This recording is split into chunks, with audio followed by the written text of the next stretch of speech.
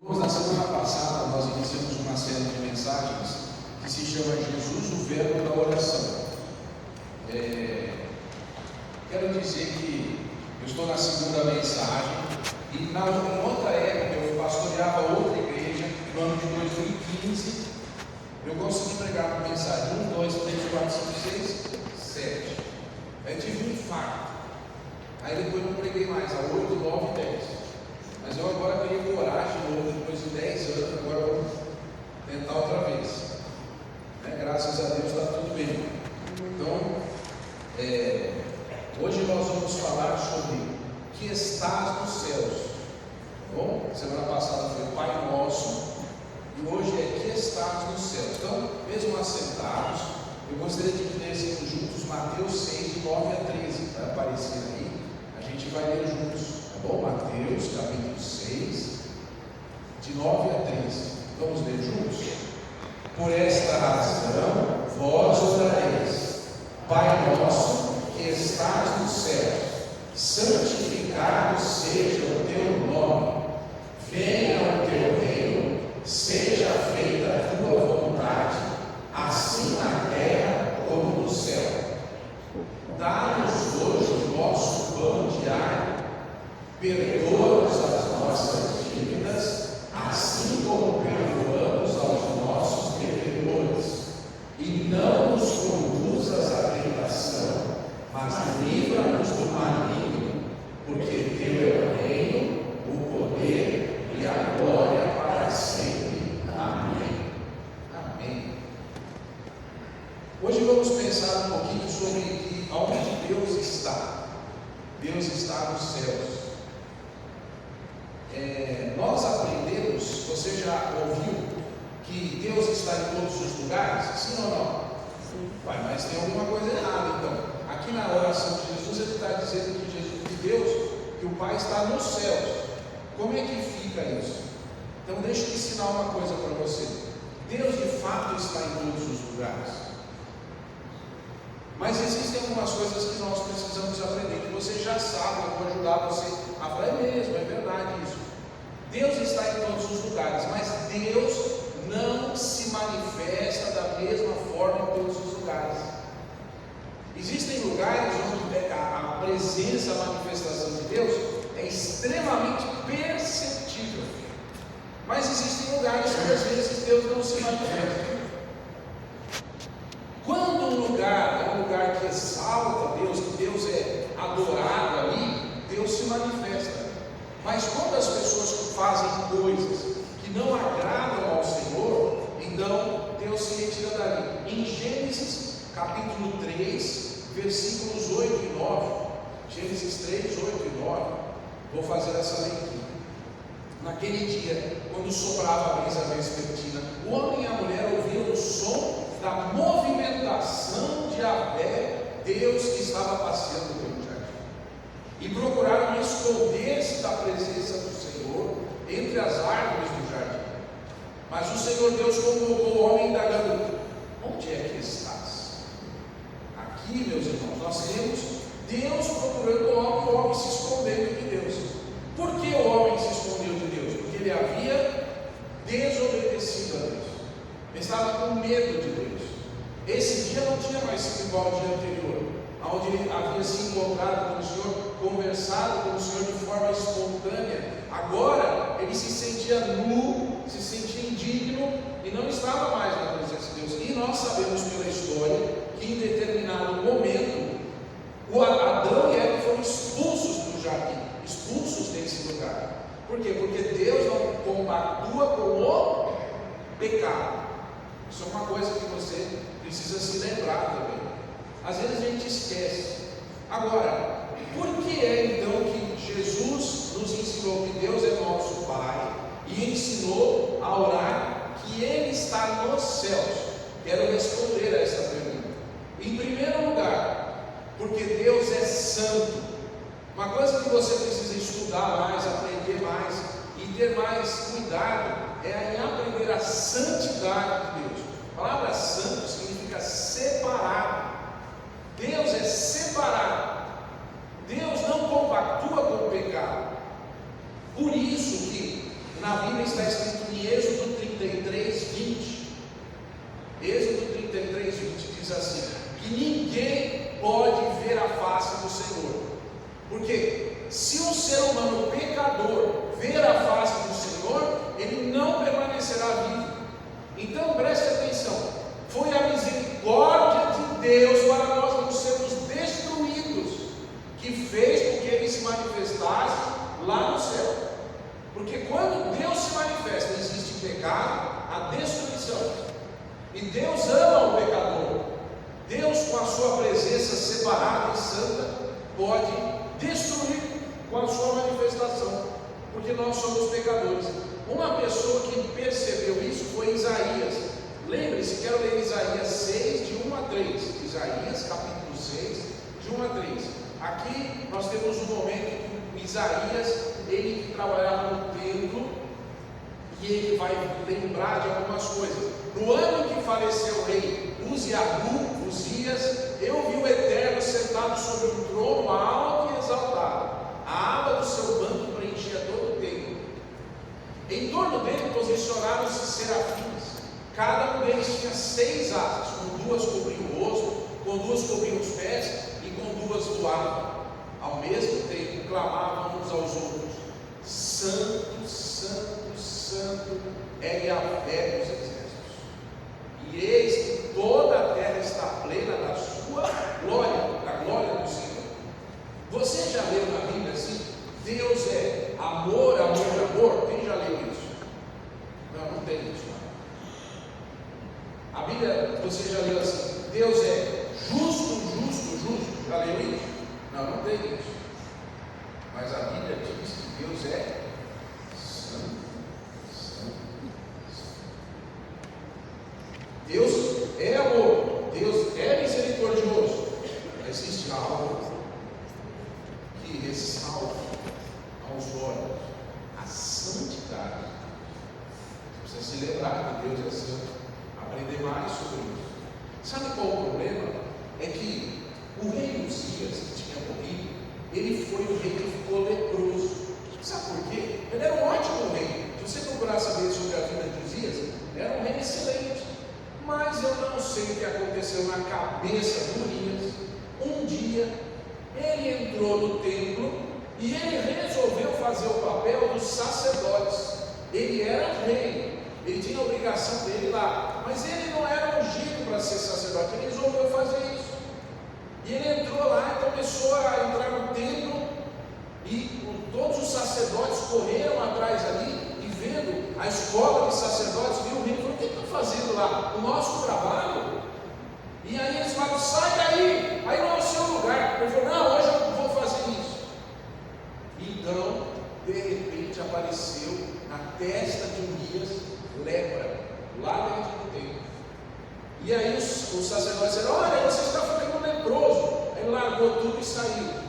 E aí, como ele ficou leproso, e naquela época não tinha remédio para isso, ele foi colocado numa casa. Construíram uma casa para o rei poder viver os seus dias lá, isolado, porque ele tinha lepra. E a ideia aqui é que Uzias não entendeu o que é a santidade de Deus. Ele resolveu misturar as coisas. E aí agora, Uzias morre. No ano que ele morre, Isaías está no templo. Preste atenção nisso. Isaías está no templo e ele está, vamos dizer assim, escalado para trabalhar naquele dia. E Isaías também não estava em ordem com Deus. Se você ler depois do capítulo 6, você vai ver que Isaías tinha um pecado. O pecado de Isaías é que ele falava palavrões. Ele trabalhava no templo, ele vivia lá, mas a boca de Isaías era uma boca suja. E quando ele está ali nesse momento, o templo ali, o céu se abre lá dentro do templo, a fumaça enche o lugar, e ele vê Deus no seu trono, e ele se lembra. Aí ele diz assim: ai de mim! Ele se lembra de Uzias. Ele se lembra que foi o rei que entrou lá e não estava em ordem e fez uma coisa que não devia e pegou lepra. E ele fala assim: ai de mim agora, agora chegou a minha vez. No mesmo lugar vai acontecer a mesma coisa comigo. Mas tem uma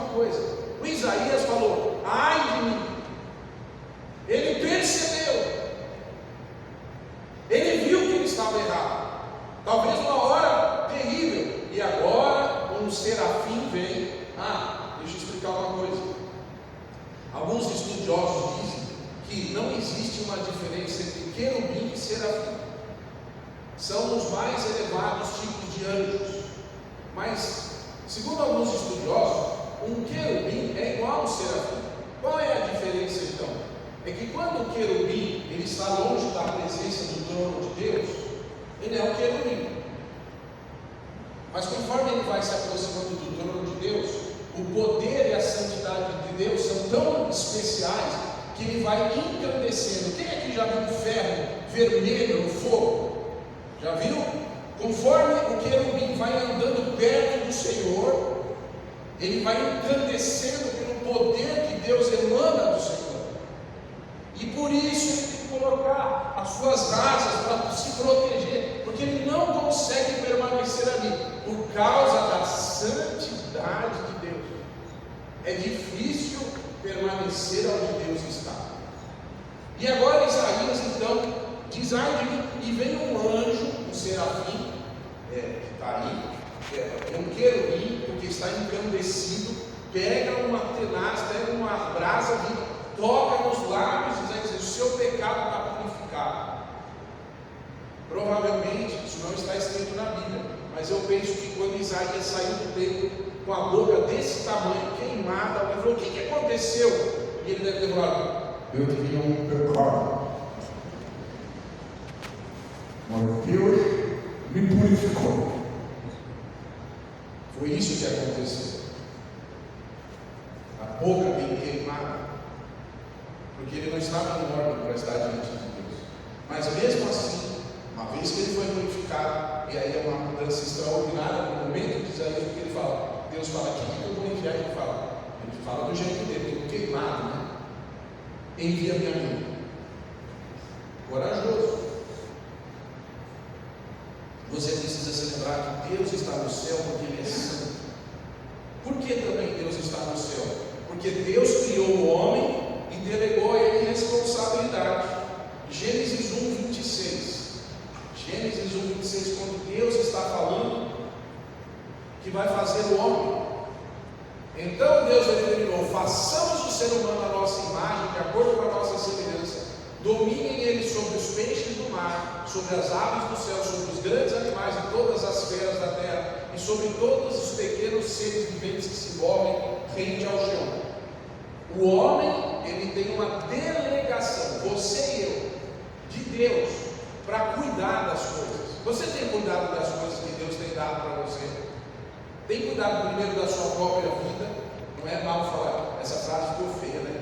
Tem cuidado da sua própria vida, parece que não é isso que eu quis dizer. Bom, então, mas cuida da sua vida, mas não era isso. Então, você precisa cuidar primeiro da sua vida, para depois poder cuidar da vida dos outros, no bom sentido. Cuidar ajudando, cuidar gerenciando, trazendo oportunidades, trazendo melhoria, cuidar das coisas que Deus coloca ao seu redor. Nós, como seres humanos, temos cuidado das coisas, sim ou não? Não. Nós estamos acabando com tudo. Nós, como seres humanos, não nos preocupamos em cuidar de nada. Cada um cuidando do que é seu, cada um se vive. Não foi para isso que Deus nos fez. Por isso Deus está nos céus, porque a terra, Salmo 115:16. Salmo 115, versículo 16. Está escrito aí: os céus são os céus do Senhor, mas a terra deu aos filhos de Adão, aos homens, você e eu. Por isso que Deus está nos céus. Terceira coisa, porque Deus não atua com a desobediência de cada um dos seres humanos por causa do pecado de Adão. Romanos 3:23, porque todos pecaram e estão destituídos da glória de Deus. Todos pecaram, todos, você e eu, somos pecadores. Deus está no céu, Deus não atua com o pecado, por isso Deus está no céu. Olha, eu quero ler também Mateus 27:46. Mateus 27:46. Imagina que nós todos fomos alvo do amor de Deus. E Jesus, na cruz do Calvário, quando estava morrendo em nosso lugar, ele exclama uma frase que é impensável, é extraordinariamente impossível de entender isso. Deus o Pai, Deus o Filho. E aí Jesus fala por volta das 3 horas da tarde. Jesus clamou com voz forte: Eloi, Eloi, lama sabachthani, que significa: Deus meu, por que me abandonaste? Sabe por quê? Porque nesse momento Jesus está recebendo o seu e o meu pecado, está sendo depositado nele. Talvez você não entenda, porque você nunca estudou sobre a santidade de Deus, mas aqui é um momento muito complicado para entender.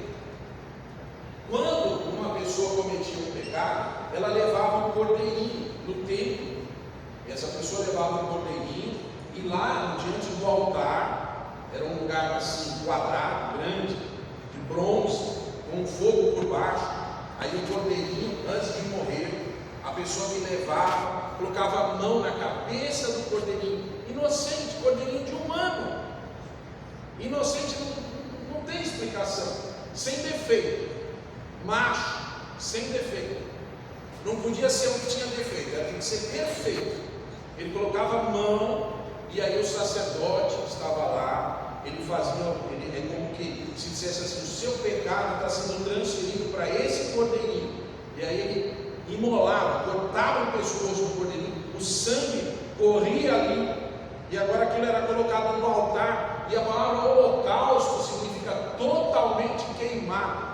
Existiam algumas festas onde existia, por assim dizer, as pessoas levavam os cordeiros lá, eles eram queimados, mas não completamente, a carne deles era distribuída ao povo, eles agora tinham oportunidade de comer aquilo, era um churrasco. Mas nesse caso do pecado não, aquilo era totalmente queimado, entregue a Deus. E aqui Jesus está sendo totalmente entregue por causa do nosso pecado. Por quê? Porque nós somos pecadores. Jesus pagou o preço. Deus está no céu porque nós somos pecadores. Agora, também a criação se tornou vã.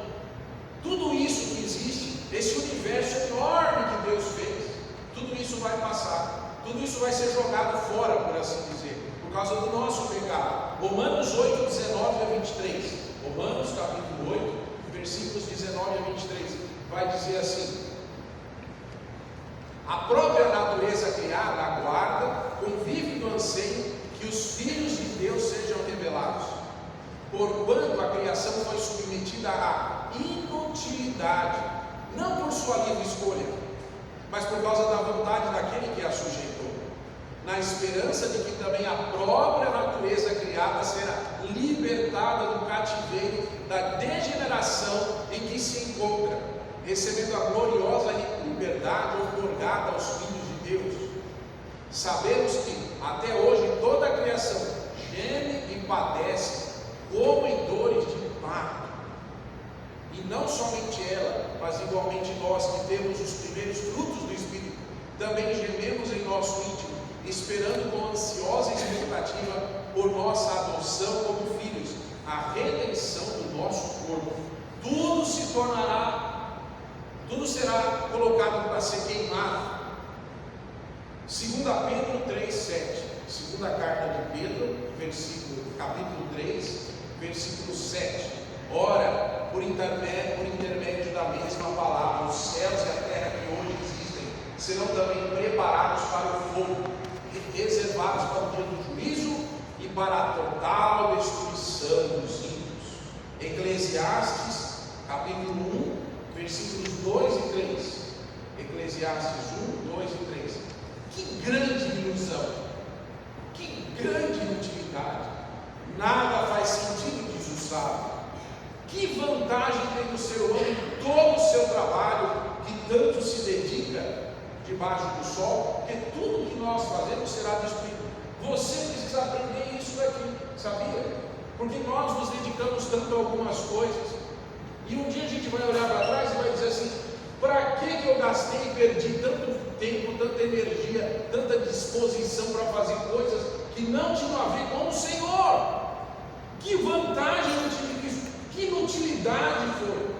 Deixa eu contar uma coisa para você. Não sei se você já reparou que na genealogia de Gênesis nós temos ali a genealogia, por exemplo, de Adão, Sete.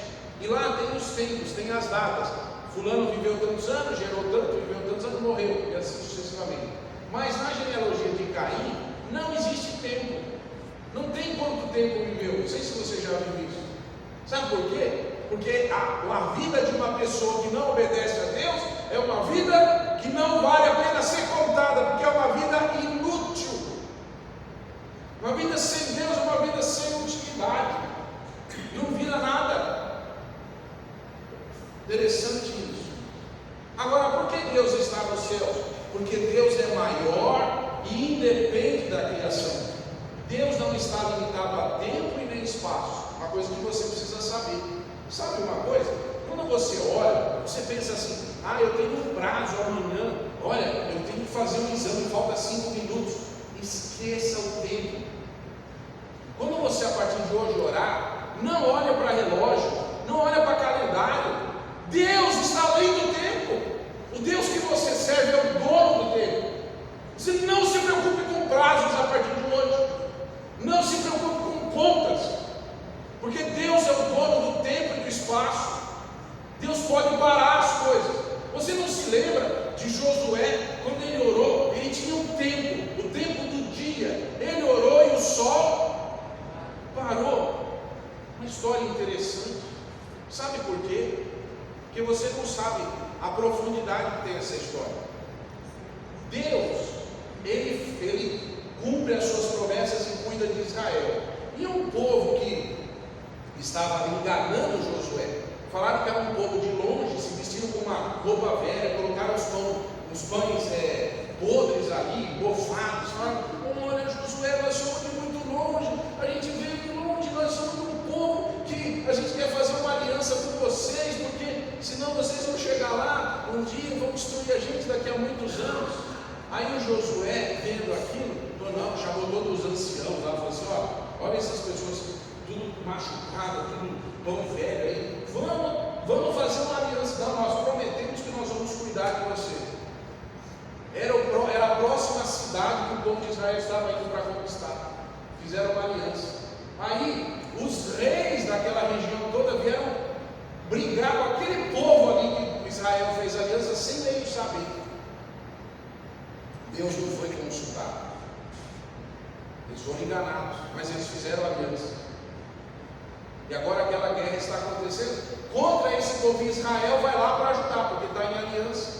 E aí Josué ora, e o Deus que cumpre a aliança errada até que você faz, parou o sol, por causa da palavra do povo de Israel. Você precisa aprender a primeiro consultar Deus, porque Deus muitas vezes tem que pagar pelo nosso erro. Deus tem que parar o universo por causa da gente. Deus mandou o Filho dele na cruz do Calvário por causa do nosso pecado. Você já pensou isso? Nós erramos e Deus paga. E alguém fica reclamando de Deus? Deus que vai atrás arrumando todas as bobagens que a gente faz na vida. Muita gente vem aqui orar, tá certo? Mas são coisas erradas que nós mesmos plantamos. É ou não é verdade? Depois a gente corre lá: oh Deus, me ajuda a pagar minhas contas, me ajuda, não sei o quê. Eu menti, eu roubei, eu fiz coisas que não devia, e aí eu vendi. Deus ajuda você. Uau! Deus devia dizer: você que se vire.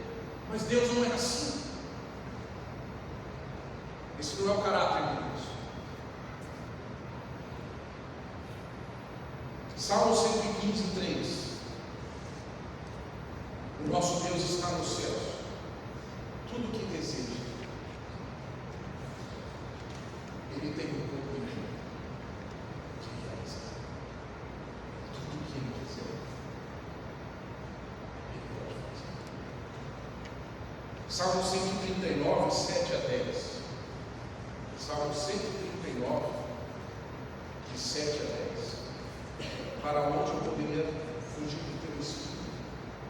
Para onde eu poderia correr e escapar da tua presença? Se eu escalar o céu, aí estás. Se eu me lançar sobre o leito da mais profunda sepultura, igualmente aí estás. Se eu me apossar das asas da alvorada e for morar nos confins do mar, também aí a tua mão me conduz, a tua destra me ampara. O salmista está querendo fugir de Deus. Ele é obrigado a confessar que até fugindo a mão de Deus ampara ele. Ele está pensando, como é que eu vou fugir de Deus? E aí ele fala assim, não adianta. Deus sempre vai cuidar de mim. Versículo 10, sabe? Está certo. Mateus 5, 34 e 35. Mateus 5, 34 e 35.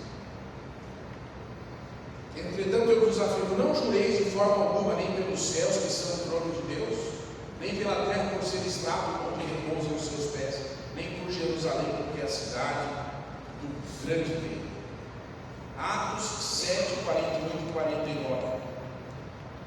Atos 7, 48 e 49.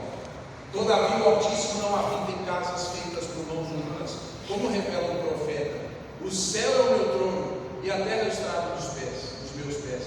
Que espécie de casa podereis me construir, diz o Senhor? Ou ainda, onde seria o lugar do meu repouso? Sabe por que Deus está nos céus? Porque Deus é o Senhor de tudo. Também você precisa se lembrar disso. Jó 42, 2.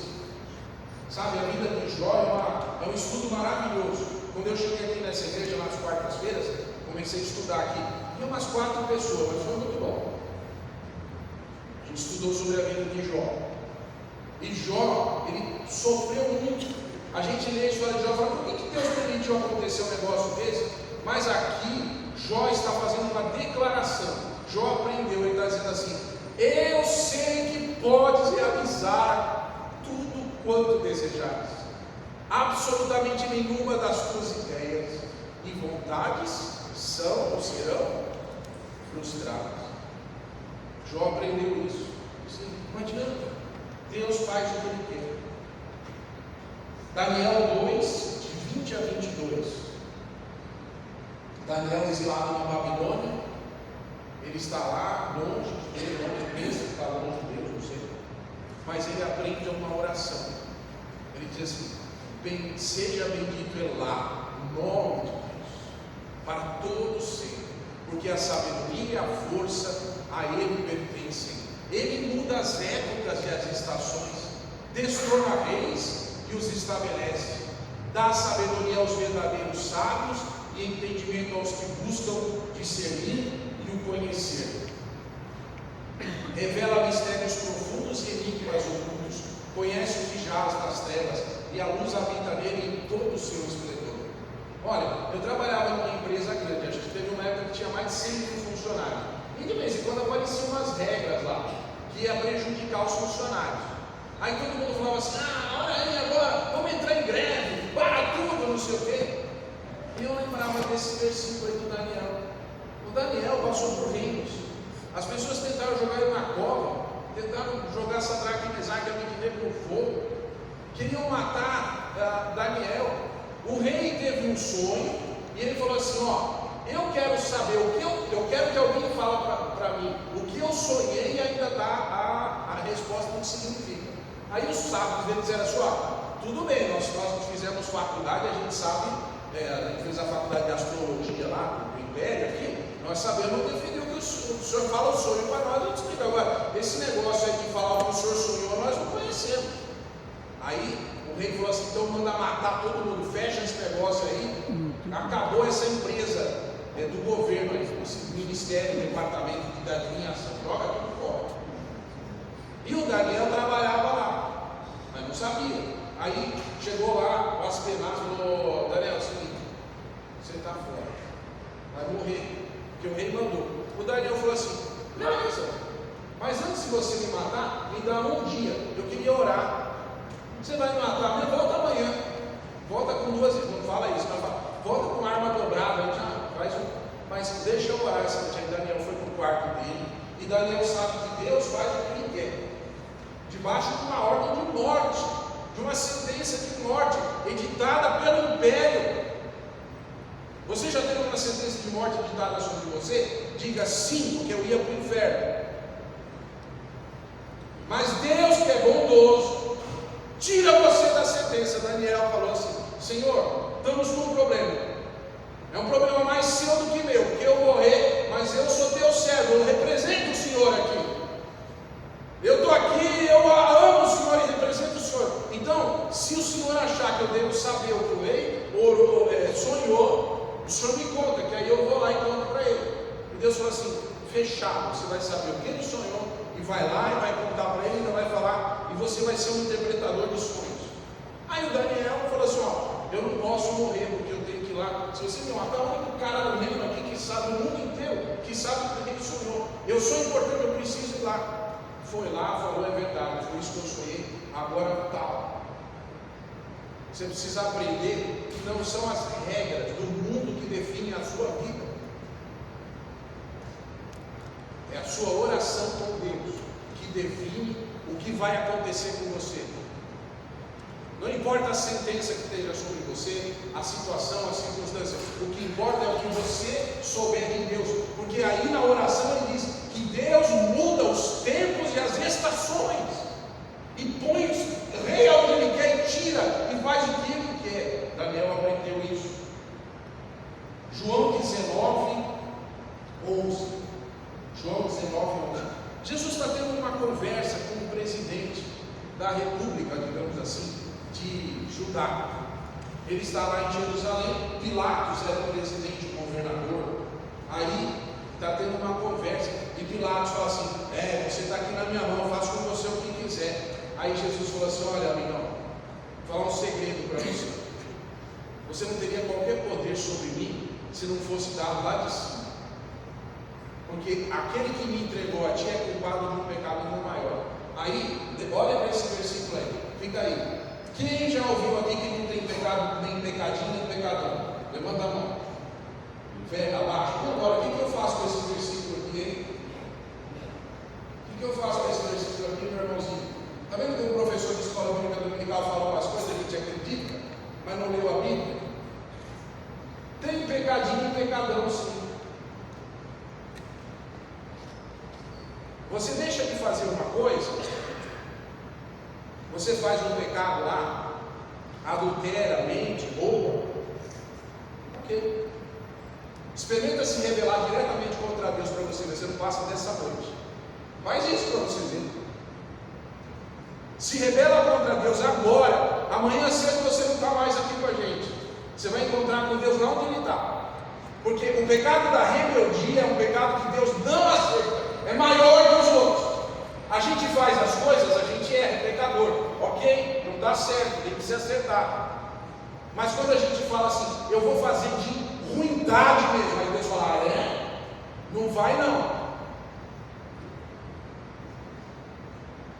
Cuidado com a rebeldia. Rebeldia não é igual aos outros. Eu vou dar um exemplo que eu gosto de dar na classe aqui, que eu tenho usado, os irmãos que querem vir para a igreja. A classe não é ruim, não, só vou falar aqui. Eu falo assim: uma mãe faz um pudim, coloca lá o pudim quentinho na mesa e fala: filho, não é para mexer nesse pudim. Aí a criança vê aquele pudim, tá, olha para ele, aí a criança fala: ai, que fome, ai, que vontade de comer esse pudim, vai lá e come. Aí a mãe chega e fala: quem comeu esse pudim? Não sei. Filho, além de comer o pudim e desobedecer, você ainda está mentindo. Não sei vocês, mas se fosse a minha mãe, falar assim: você vai apanhar. Você vai apanhar porque você fez uma coisa que eu falei para não fazer e ainda está mentindo. Não dá para passar isso aí não. Não dá para ficar assim. Tem que dar uma calibrada, né? Mas não estou falando que você faz, estou falando como funcionava na minha casa. Agora, preste atenção. Isso é um tipo de coisa. Mas agora vamos para outro momento. A mãe fez o pudim, colocou na mesa. A mãe fala assim: não é para mexer nesse pudim. Aí a criança, com raiva que não pode comer o pudim, pega o pudim, joga no chão, sai pisando no pudim. Eu quero ver se a sua é igual. Eu quero ver se essa mãe vai pegar essa criança e vai dar um banho nela, antes de calibrar 10 vezes. Porque isso é rebeldia, é maldade, é fazer pirraça. Não faça pirraça com Deus.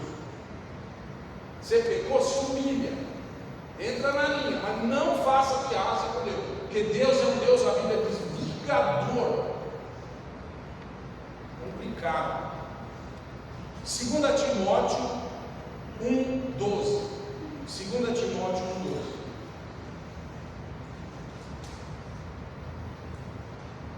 Por essa causa também sofro, todavia não me envergonho, porquanto sei que em quem eu tenho crido, estou plenamente convicto de que Ele é poderoso para guardar o que lhe confiei até aquele dia. Paulo aqui está dizendo assim: eu sei que eu creio em Deus e sei que Ele me guarda, eu posso ficar tranquilo, Ele está lá no céu, as coisas aqui da terra não atingem. As pessoas podem me prender, como Paulo foi preso, podem me açoitar, como ele foi açoitado, podem me apedrejar, como ele foi apedrejado, eu posso estar no navio, o navio afundar, mas eu sei que Deus é poderoso para cuidar de mim. Essa é a diferença entre você ser do Senhor e contra o Senhor. Muito bem, deixa eu contar uma coisa para você. Paulo, por falar em Paulo, diz, em 2 Coríntios 12, eu não vou ler aqui, mas é de 1 a 9, 2 Coríntios 12, de 1 a 9. Paulo diz que foi arrebatado até o terceiro céu. Você já ouviu isso? Ele falou isso aqui. Os estudiosos da época de Paulo entendiam que existiam 3 céus. O primeiro era Aurônios, que é essa atmosfera aqui, o ar. É o céu onde as nuvens estão. O segundo céu ele chamava de Mesoranos, que é, lá em Gênesis, chamado de expansão, que é onde estão as estrelas. O ar acabou e agora tem as estrelas. Até onde as estrelas vão? Não sabemos. Nós imaginamos que o universo tenha um tamanho. Mas tem um céu que é o Etorâneos, que é a habitação de Deus. É esse lugar que Jesus disse em João 14:2. Jesus vai dizer assim, lá no Etorâneos, vai dizer: na casa de meu pai há muitas moradas. Lá, nesse lugar que está para além da atmosfera, para além do universo que a gente pode ver, lá na casa do meu pai, lá onde ele está. Lá eles chamavam esse lugar de terceiro céu. Em Deuteronômio 10:14, você tem uma menção a isso no Velho Testamento. Deuteronômio 10:14. E eis que os céus e os céus dos céus, e a terra e tudo que nela existe, tudo, absolutamente tudo, pertence a Yahvé, o Senhor Deus. Uma menção a esse lugar. Salmo 33:6. Salmo 33:6. Os céus foram criados mediante a palavra do Senhor, todos os corpos celestes pelo sopro da sua boca. Então, é isso aí. Colossenses 1:16, também quero ler. Estou pulando alguns aqui, mas esse é importante. Colossenses 1:16. Portanto, em Cristo, está falando no versículo anterior, nele, que é Jesus, foram criadas todas as coisas, nos céus e na terra, as visíveis e as invisíveis, sejam tronos ou dominações, sejam governos ou poderes, tudo foi criado por Ele, para Ele. Muito bem. Aqui também a palavra céus, ela está em oposição à terra. A palavra Adão, ela é uma palavra que tem o significado de vermelho, de Adamá. A palavra Adamá é terra, terra mesmo. Quando você põe a mão assim e pega o barro assim, Adamá, vermelho. A palavra Adão vem dessa palavra, vermelho. Alguém fala assim: Adão foi criado branco, preto, amarelo ou azul? Foi criado vermelho. A Bíblia diz isso. A palavra Adão significa vermelho. A palavra, no hebraico tem duas palavras para a terra: Adamá, que é esse que pode pegar, e Eretz, que é um território. Muito bem. A gente cultiva na terra, tem um território geográfico, dá para pegar um punhado de terra. E essa palavra tem uma oposição, que é o céu, é exatamente o contrário de terra. Por isso que João 3,31 vai dizer assim: aquele que vem de cima é sobre todos. João 3,31. Quem vem das alturas está acima de todos. Aquele que vem da terra é terrestre e fala da terra. É terrestre e fala da terra. Quem veio do céu está acima de todos. Quem veio do céu? Jesus. 1 Coríntios 15, 47. 1 Coríntios 15, 47. O primeiro homem foi formado do pó da terra. O segundo homem é dos céus. Aqui está falando a oposição entre Adão, da terra, e Jesus do céu. Por isso Deus está no céu. Mas tem mais uma coisa. A palavra que Deus está nos céus está em oposição ao inferno. Você sabe que o céu é um lugar de prazer e alegria na presença de Deus, mas nós temos biblicamente o inferno. Teve uma época aí que os pastores pararam de pregar sobre o inferno. Acho que eles não estão acreditando que tem inferno, mas na Bíblia fala que tem. Ninguém gosta, fala assim, o pastor pregou na Bíblia sobre o inferno, não devia ter ido. Mas na Bíblia fala sobre o inferno. Olha, o inferno é um lugar da justa punição de Deus. Deixa eu explicar uma coisa. Algumas pessoas pensam que o diabo vai ter um trono no inferno. O diabo é um prisioneiro do inferno. Não fique bravo comigo. Pensa antes de ficar bravo. Sabe quem é o Senhor do inferno? Deus. Uau, pesado isso, hein? No inferno, Deus está lá para punir, e no céu, Deus está para amar.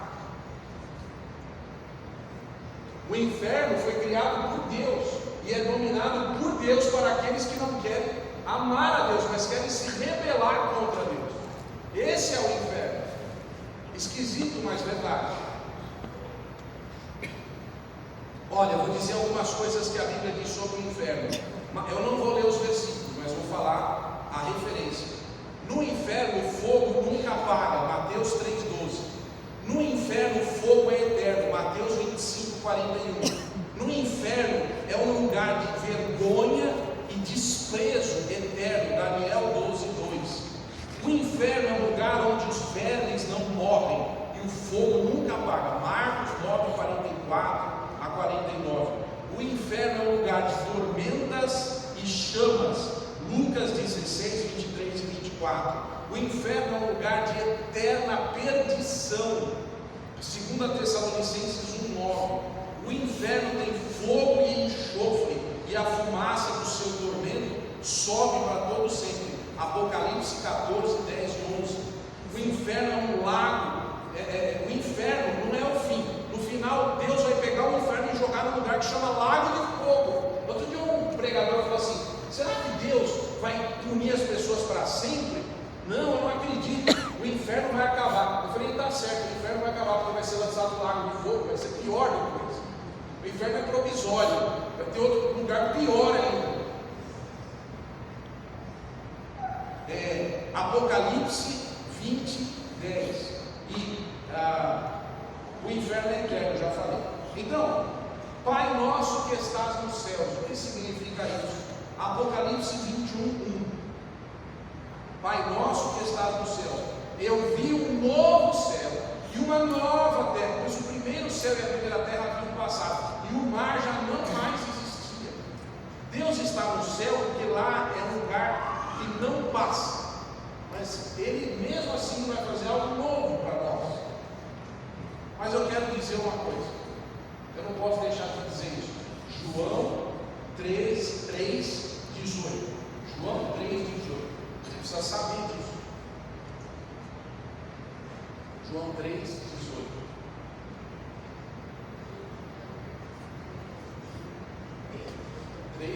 Aí, olha só, ouça. Quem nele não crê é condenado. Mas quem não crê já está condenado, porque não acreditou no nome do Filho unigênito de Deus. Esse versículo é um versículo duro. A gente lê sempre João 3,16, porque Deus amou. Mas aqui eu estou mostrando o seguinte: se você não quiser o amor, também tem um lugar para você, feito por Deus, o inferno.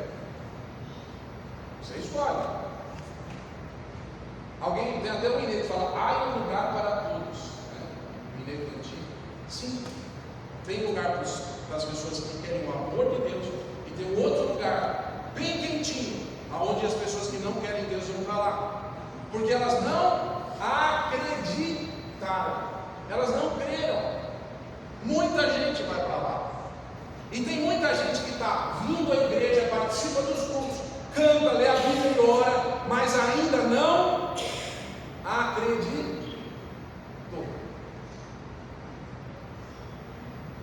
É muito triste para mim, como pastor, às vezes alguém conta uma história para mim e fala: pastor, o senhor não sabe o que o irmãozinho estava fazendo lá. E eu fico por dentro furioso. Eu falo: ainda não creio. Está na igreja, mas ainda não creio. Não entendeu nada. Vai enganar todo mundo, mas Deus, se é que dá para chamar de irmão, é complicado. Eu quero terminar lendo Isaías 41. E eu vou ler a partir, eu não tenho aqui o versículo, é perto do versículo 25, acho que é o versículo 20. Vê aí, Isaías 45, 20. Coloca aí para mim, que eu vou ver se é esse. Passa mais um para frente, 21. Aí, daí para frente, eu vou ler até o 25. Olha, Pai nosso que estás nos céus, querido, apresente a sua causa a Deus. Apresente a sua razão. Você quer reclamar? Ora e fala com Deus: Deus, hoje eu quero reclamar. Passa para o próximo. Trazei os vossos ídolos para que nos anunciem o que há de acontecer. Falai-nos de eventos passados para que consideremos e saibamos o fim deles. Ou mostrai-nos o que vai acontecer no futuro. 23. Anunciai-nos os acontecimentos vindouros, para que saibamos que sois deuses. Fazei bem ou fazei mal, para que temamos ou fiquemos atônitos. 24. Olha Deus falando aqui: não sois nada, e o que fazeis é vão e inútil. Quem vos escolhe é abominável. Versículo 25. Eis que despertei um homem do norte, ele vem desde o nascente, anuncia a todos o meu nome. Preste atenção no versículo. Pisa sobre magistrados, pisa sobre grandes líderes, como quem pisa argamassa, como oleiro que amassa o barro. Meu irmão, minha irmã, Deus vive no céu e Ele é santo. E você precisa lembrar disso, quem manda em tudo. E você precisa se curvar a esse Deus que domina sobre todas as coisas, não se rebelar, você aceitar a vontade dEle, porque Ele amou você, porque senão Ele vai pisar em você. É duro ouvir isso, mas você tem que aprender isso.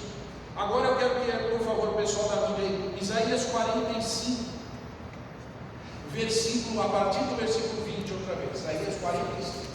Os irmãos do louvor já podem vir aqui, que os irmãos aqui da igreja querem ir embora porque estão cansados. Isaías 45, 20. Ouça a leitura.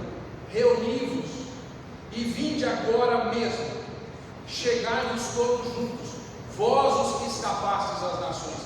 São pessoas desprovidas do verdadeiro conhecimento, todos aqueles que levam de um lado para outro imagem de madeira e outros materiais. 21. Que roubam e suplicam a deuses que não têm qualquer capacidade para ouvir e tampouco para poder salvar alguém. Anunciai, trazei as vossas provas e razões, que tomem conselho uns com os outros. Quem fez ouvir isso desde os tempos antigos? Quem desde aquele tempo proclamou? Porventura não fiz eu, Yahvé? Agora preste atenção. Pois não há outro Deus senão eu. Olha o que Deus está falando a respeito dele mesmo. Deus justo e salvador. Ouça, não existe outro além de mim. Versículo 22. Olhai para a minha pessoa e sede salvos, vós, todos os limites da terra. Aí está falando todo mundo do planeta Terra, não importa a nação que você é, olhem para Deus, olhem para Ele, porquanto eu sou Deus e não há outro. Versículo 23. Por mim mesmo tenho jurado. Deixa eu perguntar uma coisa: por que Deus jurou por Ele mesmo, hein? Porque não tem nada além dele. Não tem como ele jurar por outra pessoa, porque ele jurar por você, não tem nada além dele. Da minha boca saiu o que é justo, a minha palavra não tornará atrás. Diante de mim se dobrará todo joelho e jurará toda língua. De mim se comentará tão somente em Yahvé a retidão, justiça e poder. Até ele virão e serão humilhados todos os que se revoltarem contra ele. E o 25, último. Mas em Yahvé o Senhor serão declarados justos todos os descendentes de Israel, e nele exultarão com grande júbilo. Olha, Pai nosso, falei semana passada, que estás nos céus. Hoje é dia de você fazer o céu chegar aqui na terra. Sabe como você faz isso? Você deixa de se revoltar contra Deus e você diz assim: Deus, hoje eu entendi que eu posso ir morar na tua casa. E alguém já disse assim: Senhor, vem morar na minha casa aqui, para que quando eu morrer, eu vá morar lá na sua casa. É isso mesmo. Queira Deus e você ore, diga: Deus, vem morar no meu coração. Senhor, o meu coração seja um pedacinho do céu, porque tem a sua presença, tem o seu domínio. Sabe o que significa reino dos céus? Significa um lugar onde Deus reina, porque Deus reina lá no céu. O reino de Deus, sabe onde Deus quer reinar? No seu coração. Deixa Deus reinar no seu coração. Você já percebeu que quem deixa Deus reinar no coração vive uma vida tranquila? Não tem mais prazos, não tem mais ordens humanas, e agora ele vive em outra dimensão, a dimensão que Deus está, a dimensão do céu. Porque tem gente que faz empréstimo, não tem? Ele pega o dinheiro emprestado do futuro e traz, depois fica pagando. Faz um empréstimo, sabe aonde? No céu.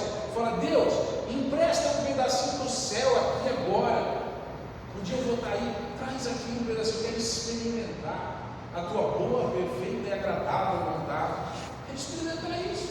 O céu não é isso? Meu irmão, fique de pé, quero orar por você. Quero orar por sua vida. Quero orar para que Deus mostre para você como é maravilhoso viver nessa dimensão. Não importa o que aconteça. Se, por exemplo, um médico viesse para mim e falasse: vai morrer amanhã, eu falo assim: demorou. Porque para nós que somos de Jesus, morrer é lucro. Viver é uma bênção. Mas a gente não tem medo de morrer, porque a gente já está vivendo o céu. Você já vive o céu? Fique tranquilo. A Bíblia diz que nós já morremos em Cristo, que nós já deixamos tudo para trás. Por que você está se apegando a isso? Abre mão, joga isso fora. Fala: Deus, desculpa, eu estou errado. Eu parei de me revoltar, fico segurando coisas e valores e sofrimentos que não me pertencem. Cristo tomou isso na cruz por você. Ele recebeu nele o seu pecado, o meu pecado. Deixa ele levar isso embora e viva livre. Livre, saia daqui hoje quando acabar esse mundo. Deixa nas mãos do Senhor tudo que te incomoda. Fala: Deus, eu não estou mais preocupado agora, eu vivo para o Senhor. Agora eu estou vivendo no céu onde o Senhor habita. Você vai ver, você vai parar de sofrer, vai ser mais feliz. Vai ter até crente que vai ser feliz, você acredita nisso? Senhor, nós queremos te agradecer porque o Senhor mora num lugar maravilhoso onde o Senhor reina. Nós não compreendemos isso, Senhor, mas nós queremos isso para nós. O Senhor nos convida para morar com o Senhor. Senhor, que cada membro, cada pessoa que talvez hoje precise aceitar a Jesus, que faça isso agora. Falando: Jesus, vem morar no meu coração, eu quero viver essa vida desprendida, livre de todas as coisas, quero viver com o Senhor.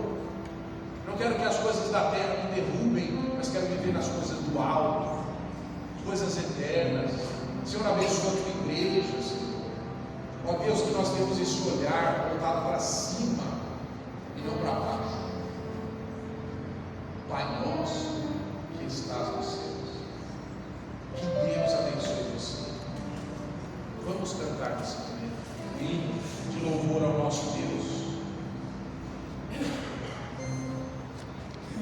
chamada de vídeo.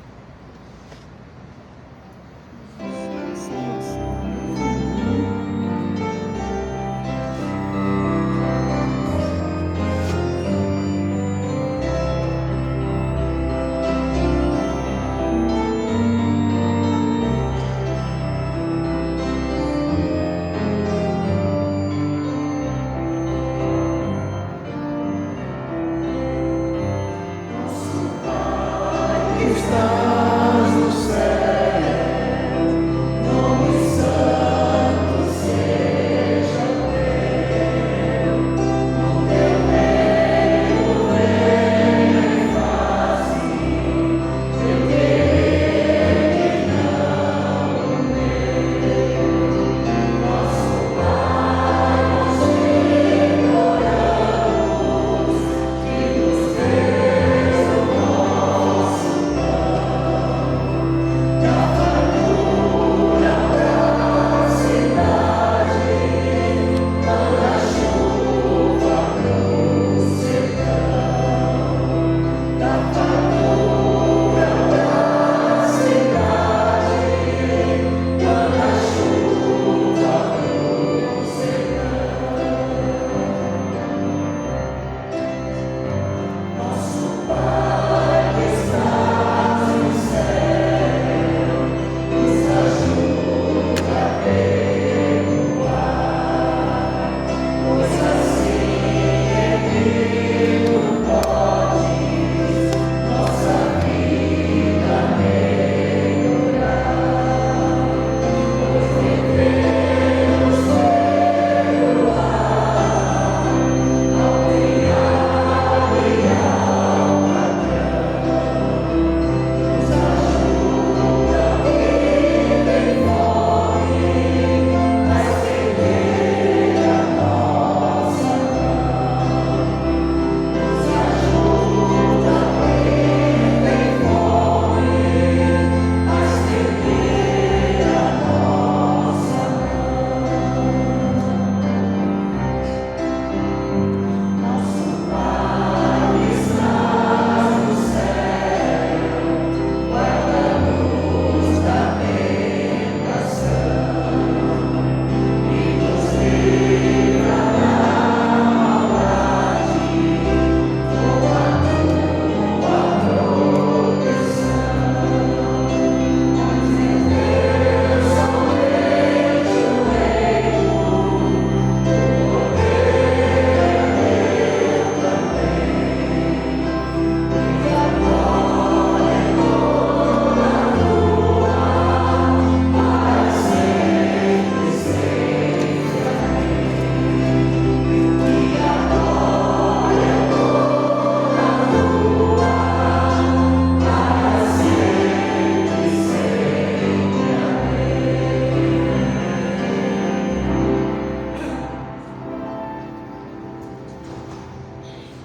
Nós vamos orar agora e eu gostaria que você tivesse uma semana abençoada. Você peça a Deus que abençoe a sua semana. Diga: Senhor, eu vou estar aqui domingo que vem, mas vai ser diferente. O Senhor vai me abençoar tanto essa semana que domingo que vem eu vou vir aqui só para agradecer.